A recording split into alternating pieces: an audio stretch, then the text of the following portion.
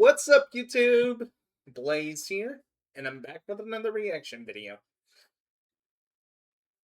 For today's video, I'm going to be reacting to the one and only Count Dankula, with one of his absolute mad lads.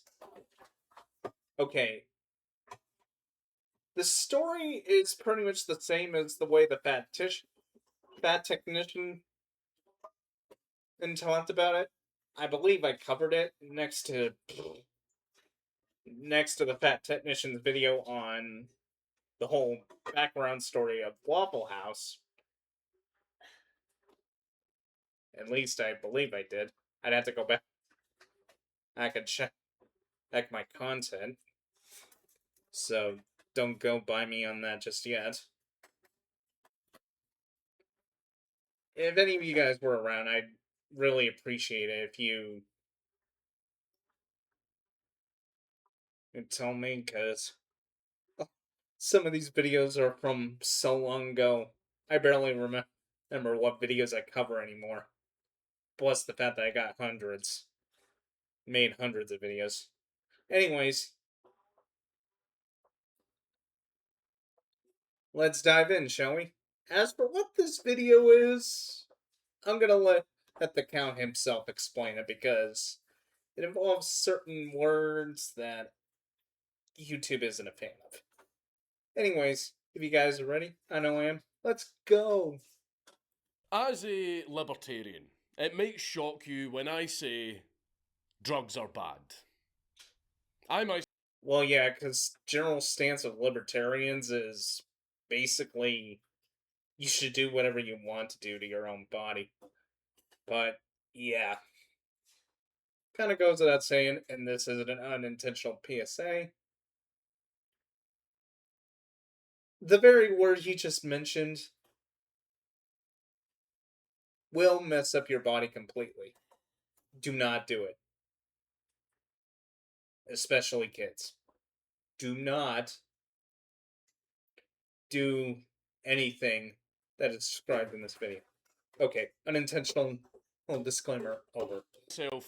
Don't do any drugs. But obviously, your body, your choice, and all that. What right do I have to tell you to lay off the devil's cabbage? But, well, there is a lot to be said for the pretty. Well, technically that one isn't as bad, but still, it's not something that's highly encouraged to do on a regular basis. Colours, mellow vibes, stirred eyes, empty fridges, and awkward conversations about how you were baked and you forgot to let the dog in last night. Never mind, it's winter, he's dead now. There is an entire class of drugs that, if abused, can lead to some pretty devastating consequences, which makes them perfect for warfare. While everyone likes to focus on the fighter planes and tanks, a lot of research that took place during World War II involved stimulants. And since this was one of the most horrific wars in human history, desperate times. I gotta say, I love his Cyberpunk on 2077 Heaven Cap. Yeah, I believe this was World War II, I believe, when this story occurred, so yeah. I can understand why desperate times call for desperate measures. Called for desperate measures, and the Boffins turned to something a little bit more potent in their quest to create the perfect super soldier. Today's Mad Lad is the logical conclusion of that research. After receiving an edge that would make him a legend, he answered the age-old burning question. What happens when you take an absolute unit, put him into one of the deadliest situations imaginable, and then fill him to the brim with meth? You get Corporal Amio Koivunen. Yeah, I don't know whether or not this video is gonna get monetized if I ever become partner, but I'm gonna be real. Oh well.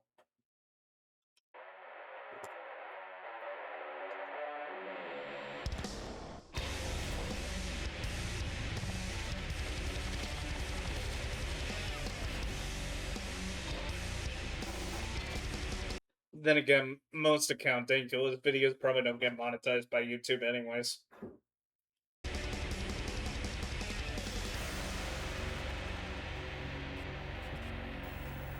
Please leave a like and a comment on this video because it really helps me in the algorithm. But before we get started, we have a new sponsor, Ground News. Ground News is a new app and website that lets you see how breaking news is covered across the political spectrum in one place. With just a swipe or a click, you can quickly compare articles from thousands of publications around the world and see the ownership and factuality of those sources. A feature that I find particularly interesting is the blind spot feed, which allows you to see news that you might have missed by showing you articles that have little coverage on either the left or the right. Ground News is a great way to save time and stay fully informed on issues around the world by giving you all the news you could want in one place, and also have some awareness of where, who, and how trustworthy the sources are. I've seen not just Count Dankula, but I've also seen another content creator or get sponsored by Ground News. It's rather interesting, if anything. That you get the information from. The way it compares both right, centre, and left wing articles is the most neutral way to deal with the chaos that is today's news media. So if you want to Yeah, because the biases are on the extreme end of the point, it's pretty much a circus. stay fully informed on breaking news as it's happening around the world, and you want to know where your news is coming from, then click the link in the description or go to ground.news/CountDankula. Subscribe before December the 23rd and get 35% off of unlimited access. New sponsor. Show them some love and support my channel. Click the link. Performance enhancers are nothing new in military contexts, because alcohol and caffeine have long been staples of supply packs for their effect on soldiers' morale and energy levels. But what might surprise you is that narcotics were also issued fairly liberally in the early 20th century. After all, this was a time when your kids' fizzy drinks contained literal cocaine, and the easiest solution to your Hence the nickname for Coca-Cola, Coke.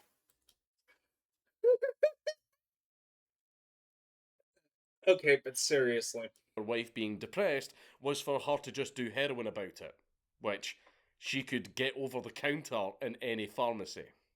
I would like to take this time to thank Big Pharma. Without them, Trainspotting would never have happened. While both sides made very liberal use of amphetamines during the war, it was the Germans that made the most prolific use of them, and a load of other weird and wonderful concoctions. Now, Nazi medicine is an entire rabbit hole in and of itself, and Theodore Morell deserves an entire video for blessing us with that amazing footage of Hitler tweaking out of his fucking gourd at the Olympics. But if we get into Hitler's medicine cabinet, we'll be here all day. So let's just focus on the frontline prescriptions. The Nazis experimented with a whole host of substances such as cocaine, meth, and whatever the fuck else the Fuhrer was shooting up that day to help mitigate the physical and mental toll of warfare on their soldiers. One such result was D-IX, which was a combination of meth, cocaine, and oxycodone. But the most notable product was Pervitin, which was patented in 1937 by a German pharmaceutical company named Temmler. Since it was created as an over-the-counter energy supplement and cure for depression, Pervitin was initially tested on the second most tired and depressed demographic in the world: college students. And it was so successful. Yeah, considering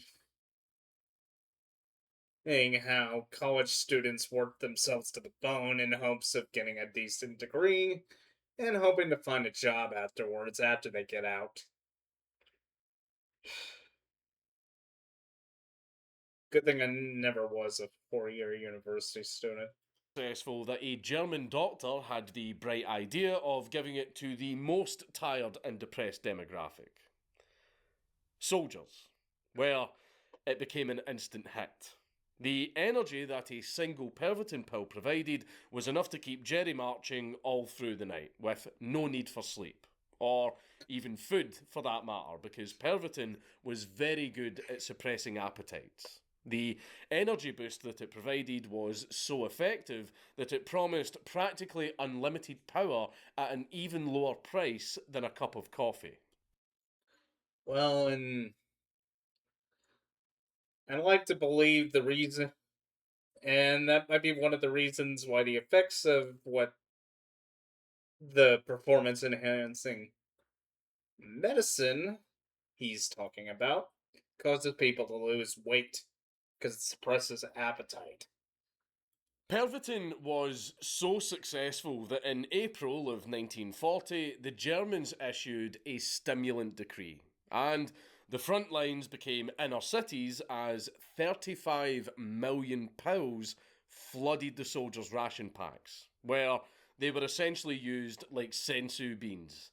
If a soldier was tired from battle, all he had to do was take one or two pills for a second wind.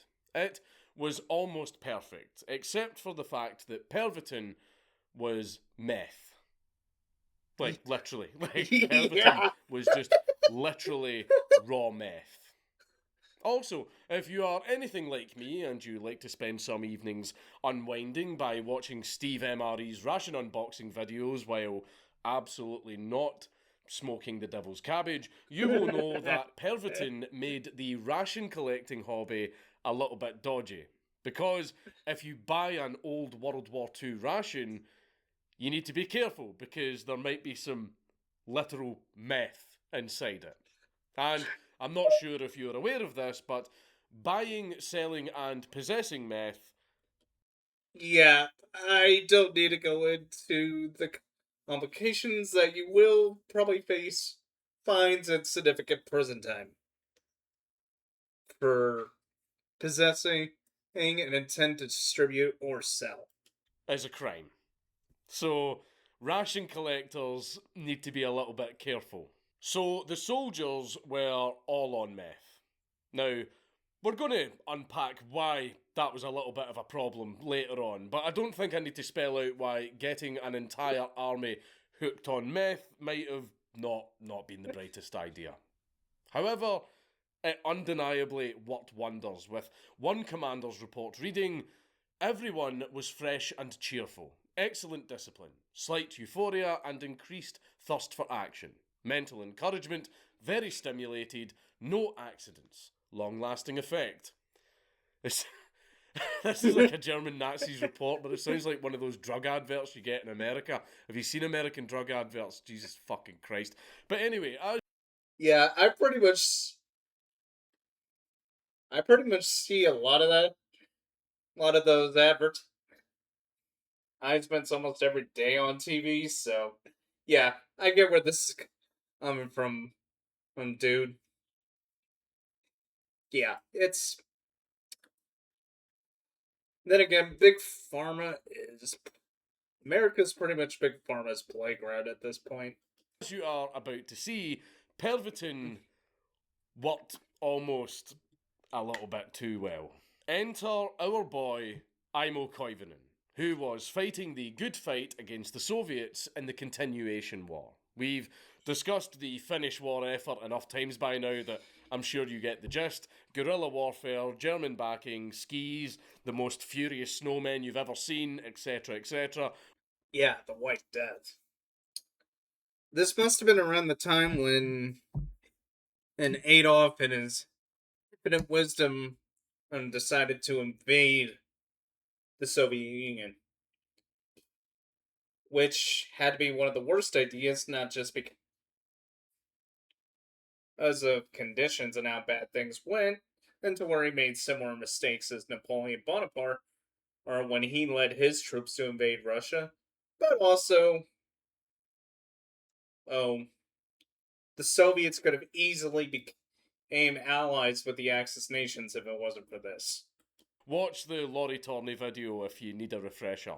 On the 18th of March 1944, Imo was on his third day of a ski patrol deep behind enemy lines, just south of Murmansk, when he and his unit were ambushed by the Soviets. What happened next was a microcosm in the war as a whole. After putting up one hell of a firefight, the Finns were ultimately surrounded, and unfortunately, they were forced to give up and retreat, with Imo only just managing to lead an escape. Now, this was day 3 of a long patrol, so the unit were already running on fumes. But skiing like his life depended on it for hours really took a toll on Imo, because he had the added task, because he was in front, of cutting a path through the knee-deep snow for the rest of his unit.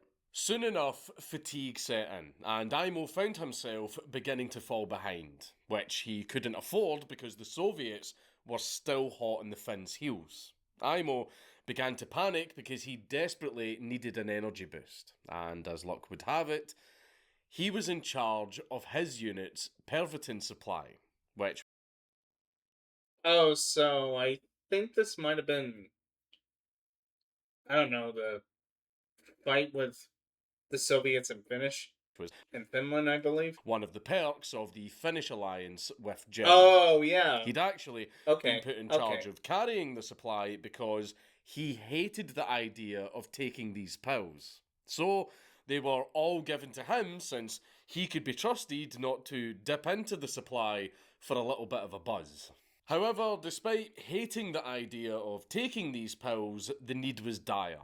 So he reluctantly reached into his pocket and took the bottle out. But try as he might, he just couldn't get a pill out. The darkness, his thick mittens, and the fact that he couldn't stop skiing meant that Imo didn't have the dexterity required to fish just a single pill out of the bottle. In a fit of desperation, Imo did something that had never been tried in the heat of battle before. He just tipped the bottle into his hand and swallowed whatever landed there. Naturally, this meant that Imo would OD a little bit. But under the circumstances, taking 1 or 2 extra pills isn't too bad, is it? Well, Imo had gotten a little bit carried away. Because it was dark, he couldn't see exactly how much meth he had emptied into his hand. It turned out it was all of it. It was the entire fucking bottle. And he took them. He just shoved all of the meth into his mouth. He took all of the meth. He consumed an entire unit's worth of meth in one dose. Oh. He had enough meth inside him to turn 30 men into Trevor Phillips. And he took all of it. He took all the meth. Oh, jeez.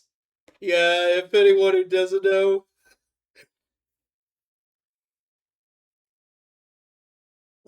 Trevor Phillips is the terrifying psychopath from GTA 5. Not only he was a full-blown rage-killing psychopath, but I like to suspect that not only he was distributing in the very same product being talked about here, but I think he might have been doing his own product on the side too. Double dipping, basically. To say that Imo overdosed is a little bit like saying that Amy Winehouse enjoyed a glass of wine before bed. The burst of energy that this unholy amount of... Yeah, unfortunately, Amy Winehouse spiraled into addiction, and that's why we lost her. Or way too early. Yeah, at the age of 27, so she's basically in the 27 club now. Basically, it's all the famous celebrities that died at the age of 27. Although, what happened to Jimi Hendrix, that's kind of a major speculation. Some say he OD'd, others say something far more sinister happened. Meth had given Imo basically turned him into a Super Saiyan and gave him the strength he needed to lead his men at a much faster pace than ever. Imo was moving so quickly that the Soviets just could not keep up with his unit, and soon they lost them. But there was just one other little teeny tiny problem. Imo was going so fast that his own unit couldn't keep up with him. They just had to sit there and watch. They were probably shouting on him and everything. Imo, where the fuck are you going? As this little dot going at 30 miles an hour through the snow, full of fucking meth, just vanished over the horizon. Soon, Imo found that his vision was starting to blur.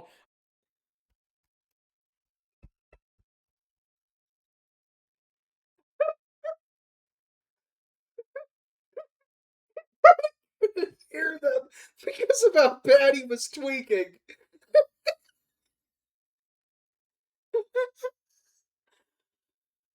That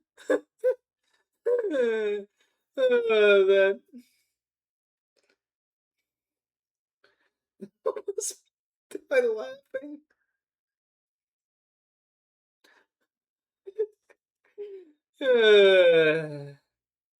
Okay, okay, I'm good now.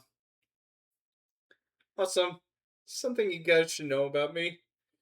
Once I start laughing about something, sometimes it takes me a while to stop. And because he took enough meth to kill a fucking horse, he eventually went delirious and blacked out. Now, this is normally where I would tell you that Imo's heart gave out, but the path that he cut through the snow allowed his comrades to ski to safety, living to fight another day thanks to Imo's heroic sacrifice, because Imo really should have died right then and there. But despite all of the odds, Imo woke up the next day, alive. He had survived. He Okay, how?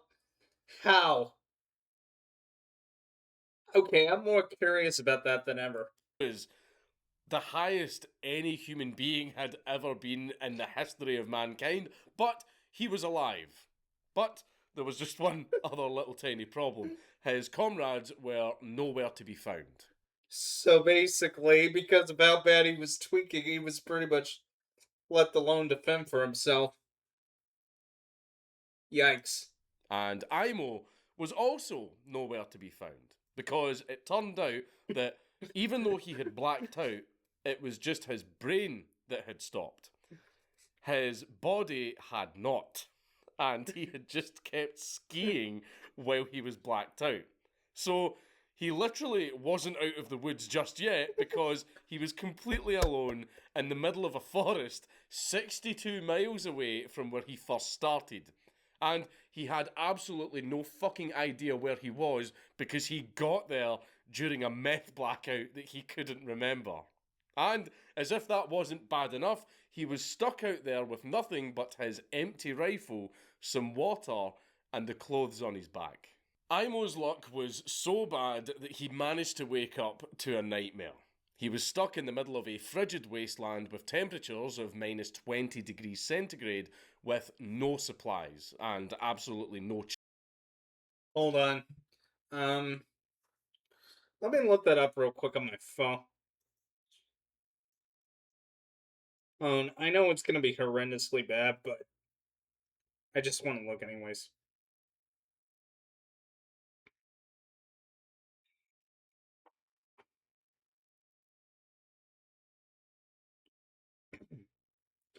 Negative 20 degrees Celsius to Fahrenheit.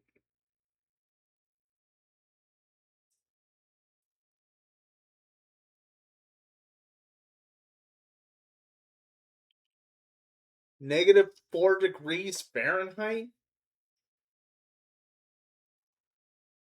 How was this guy alive back then? Chance of backup. And as if that wasn't enough, he was still being pursued by the Soviets. The situation seemed hopeless. Probably because of the fact that Imo was still behind enemy lines. He didn't make it towards the Finnish border.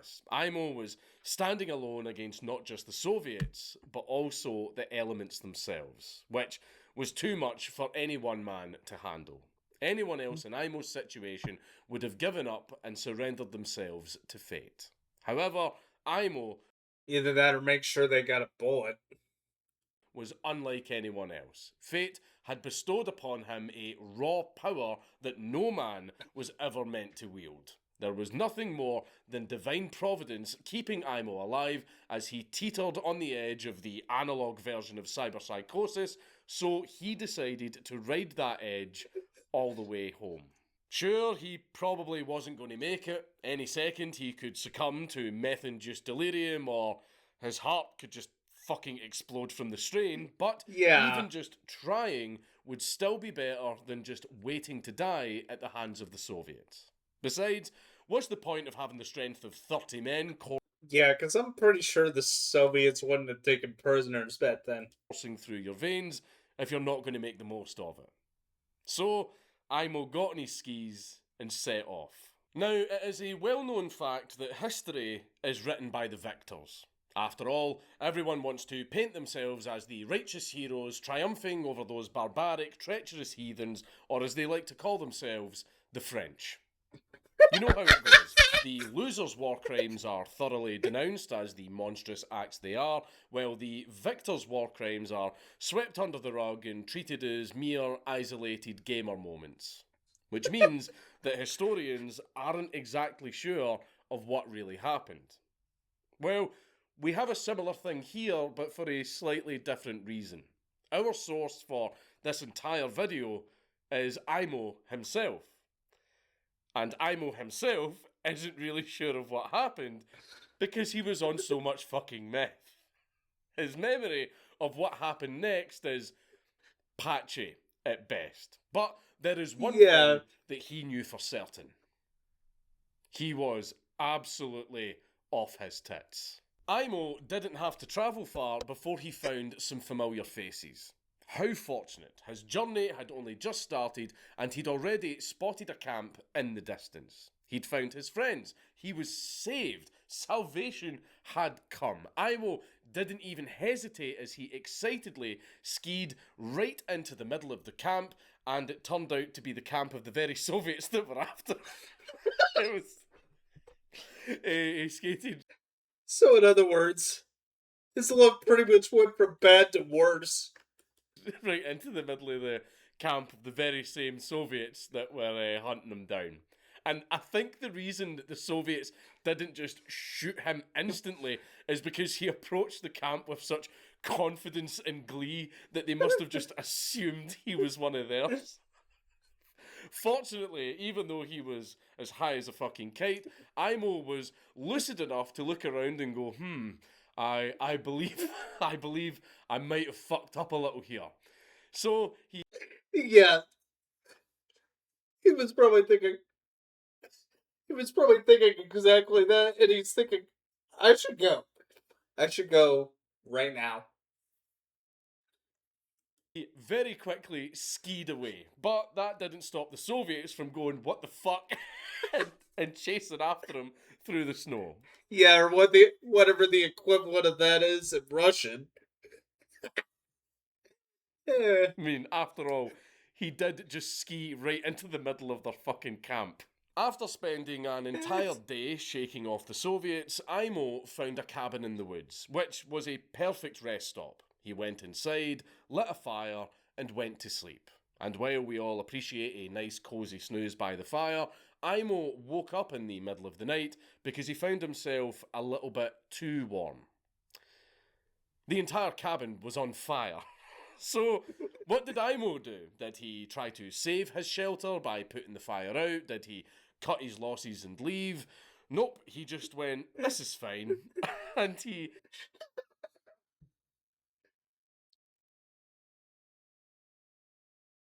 Then again, I'm pretty sure if he wasn't tweaking out on the stuff that he was, is I think the reason why it would have been so bad is because the temperature at the time would have been enough to subject probably who knows how many people to hypothermia.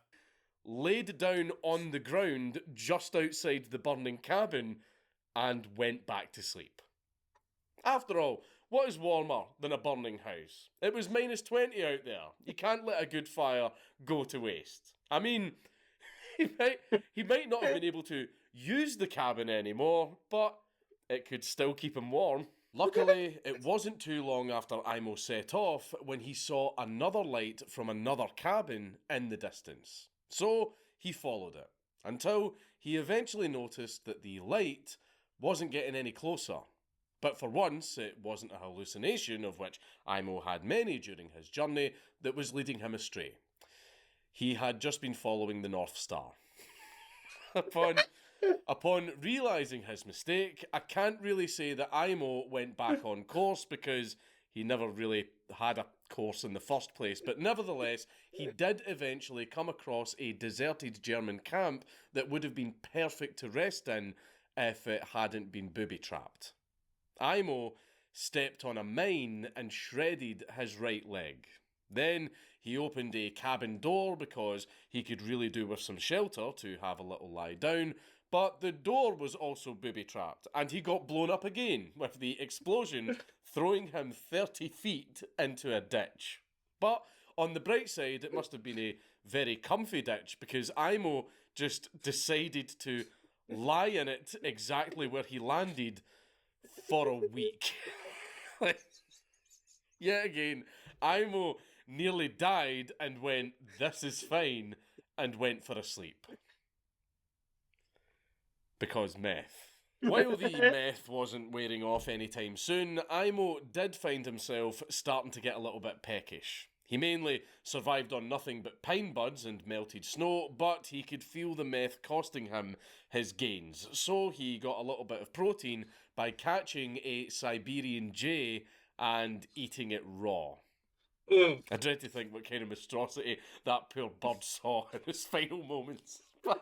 That's not funny.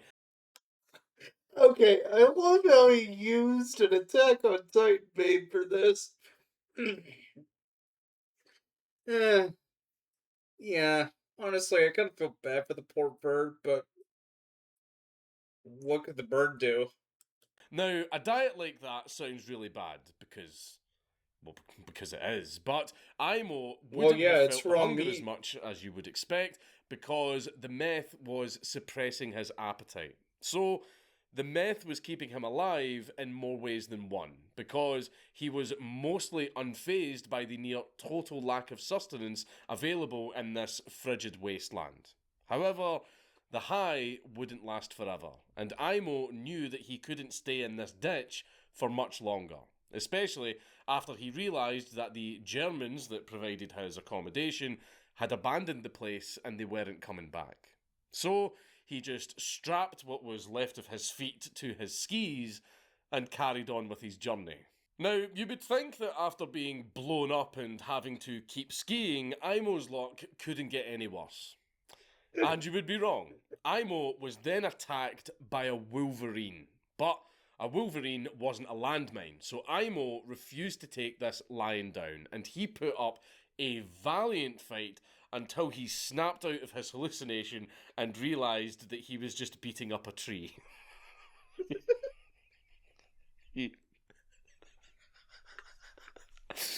I'm sorry. He'd hallucinated the whole thing. Hey, don't feel bad. I'm practically laughing as much as you are, man. He was just fighting with a tree.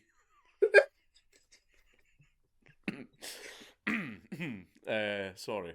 Where was I? Well, after showing the tree who was boss, Imo continued on his way until eventually the inevitable finally happened. Imo ran out of steam and just collapsed in the snow, with only just enough energy to babble deliriously non-stop as he hallucinated. Imo had been given the strength of the gods, and he had put it to spectacular use for 2 glorious weeks now. So now it was time for his reward. As he laid there, babbling with his brain probably melting, Imo was picked up and taken to his final destination, where he would bask in the glory of his quest and feast alongside some of history's greatest warriors. However, it wouldn't be a Valkyrie taking him there, but Finnish soldiers.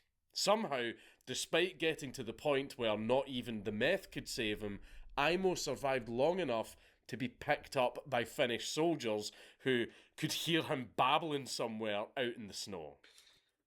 I wonder if he was close to a camp or somewhere near the border, or if Finnish soldiers were able to find him. And they took one look at the absolute state of him and they immediately rushed him to the hospital. But we're not done yet because, fucking of course we aren't. That would be too fucking easy. On the way to the hospital, one of the soldiers stepped on a landmine. Finnish soldiers seem to have a real problem with landmines. But Aimo's rescuers then had to rush that guy to hospital and just leave Aimo lying there for a few days and wait for them to come back to him. And somehow the lucky bastard managed to survive that as well. As promised, the Finnish soldiers returned to Aimo and his 2-week-long, 250-mile journey came to an end when he finally arrived at the Finnish hospital via the scenic route, shall we call it. As he came down from the most legendary high of all time, Aimo seriously needed emergency treatment, during which the full extent of just how fucked up he was became apparent. His right foot was described as a mixture of grated flesh and splinters, which was probably the least concerning thing on his medical chart. As a result of how little Aimo ate during his adventure, he weighed only 94 pounds, which is just shy of 43 kilograms in real measurements. Aimo had lost so much weight that he was now more meth than man, though he was still heavier than your average communist. And 2 weeks after that fateful dose, the Pervitin was still affecting Aimo. His heart rate was measured at 200 beats per minute. For perspective, an average resting heart rate is between 60 to 100 beats per minute. Jeez. I mean, look at this man's eyes. Look at this man's eyes. Those are eyes that have seen God. Despite his diabolical condition, Aimo managed to make a full recovery from the literal trip of a lifetime, and perhaps unsurprisingly, he is the only known soldier to survive a meth overdose behind enemy lines. That's a pretty niche achievement. I've got a feeling that that's a very, very empty leaderboard. But while he managed to make it out of the other end relatively unscathed, many of his comrades were not so lucky. It didn't take long after the stimulant decree for the mass reports of deaths from heart failure, suicide, and negligence due to mental fatigue to start coming in as a direct result of Pervitin. It's funny how history... Yeah, in a weird way, that's kind of like a cruel, ironic full circle of fate there. I'm gonna be honest. Repeats itself, isn't it? But by the time the German government realised that it had fucked up and outlawed Pervitin, it was too late. Everyone, even civilians, were now taking it, and no one was going to stop. What followed was a massive addiction problem because pretty much everyone was taking too much Pervitin.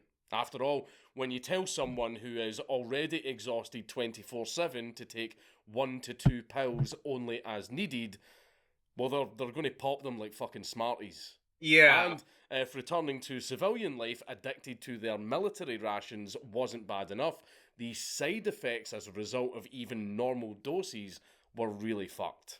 They included chronic nausea, seizures, irregular heartbeat, high blood pressure, psychosis, paranoia, and bleeding in the brain. But despite having taken enough meth to buy Walter Jr. breakfast for the rest of his life, by some miracle, Aimo had no long or even short-term...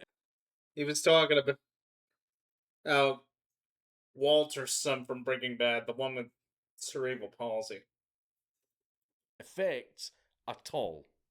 I believe the medical term is he was built different. In fact, Aimo managed to survive the rest of the war and he lived until 1989 when he passed away at the ripe old age of 71. According to his son, Aimo didn't talk about his adventure, likely due to the trauma that he went through, but I also have a feeling, and this is just my opinion, that the whole experience was just such a blur for Imo, who did hallucinate the entire time, that Yeah, considering he was practically on a constant mental blackout with hallucinations, and his body kept going where his brain shut off. he might not have trusted what he did manage to remember, and therefore didn't have very much to say. Nevertheless, the Yeah, can't really blame him for that. world needed to hear Imo's story, and in 1978 he wrote a memoir for a Finnish magazine that was holding a war story contest. And much like Helge Meyer's autobiography, this memoir The would have White been really Death. helpful for the writing of this video had it been written in a real language. But what happened next is arguably So, in other words, or it's no one except Finns can speak Finnish. Typical. the most shocking part of this entire story. In the war story contest, Imo came second. He came second. Imo told the world that he had gotten so unimaginably high that he carved a 250-mile path across the forest, skied straight through the camp of the very men that were hunting him, blew himself up twice, went toe-to-toe with Ted Kaczynski's stand, and somehow managed to not freeze to death when his rescuers abandoned him for a few days, all while tripping absolute fucking balls the entire time, and he came fucking second. I know that we like our facts here on Mad It's probably because the White Death probably came in first. Lads, because as much as we In fact, the White Death story is what inspired the movie franchise Sitsu. enjoy crazy antics, they're always a lot more fun when they're real. There are many stories that I would absolutely love to cover, but I can't because of unreliable narrators that make them hard to tell objectively. And the last thing that I want to do is not do them justice by giving you an inaccurate account. But I thought I would go for this one because while even Jeffrey Lebowski had a less crazy drug trip than Imo, the broad strokes of the story are pretty clear. And also, even if some of the stuff isn't remembered correctly and it was a hallucination, it's still madly entertaining. I also just really liked Yeah, Imo's story because, in a way, it really invokes the indomitable human spirit, doesn't it? Imo was in one of the worst situations imaginable and he managed to use what he had to his advantage. He turned the odds in his favour and he made it home in almost one piece, you know, minus a few dozen pounds and a foot. yeah. It just goes to show you that you can do anything as long as you have enough willpower, courage, resilience, and meth. Lots and lots of meth. If you want to achieve your dreams, you should do a shit ton of meth. For legal reasons, that's a joke. It's Count Dankula on YouTube. Everybody just subscribe.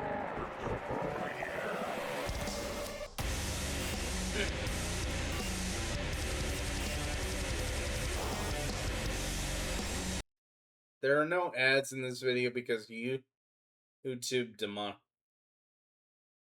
demonetized it.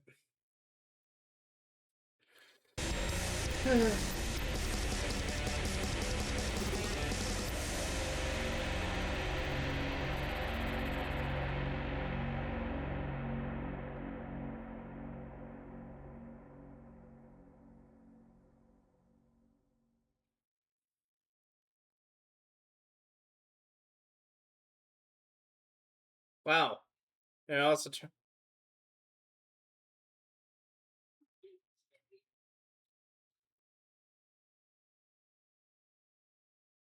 turns out the fat technician did this. Only he did it in a lot less time than Count Dankula. Anyways, that's it for me.